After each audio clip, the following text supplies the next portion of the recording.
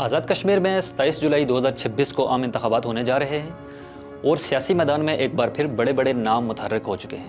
مسلم league نون نے راجہ فاروق حیدر، شاہ غلام قادر، طارق فاروق، مشتاق منہاس، سردار میر اکبر اور نجیب نکی جیسے رہنماؤں کو میدان میں اتار دیا ہے۔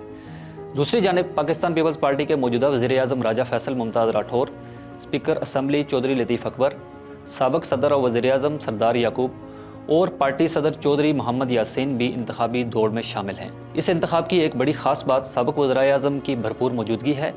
راجہ فاروق حیدر، سردار عتیق احمد، سردار یعقوب، عبدالقیوم نیازی، سردار تنویر الیاس، چودھری انوار الحق اور راجہ فیصل ممتاز راٹھور سمیت کئی بڑے سیاسی چہرے انتخابی میدان میں موجود ہیں۔ سیاسی تجزیہ کار مسلم لیگ نون کو نسبتاً بہتر پوزیشن میں قرار دے رہے ہیں، تاہم سیاست میں اپ سیٹ ہمیشہ ممکن رہتا ہے۔ یہی وجہ ہے کہ 27 جولائی کا انتخابی مارکہ نہ صرف حکومت بلکہ کئی بڑے سیاسی ناموں کے سیاسی مستقبل کا فیصلہ بھی کرے گا۔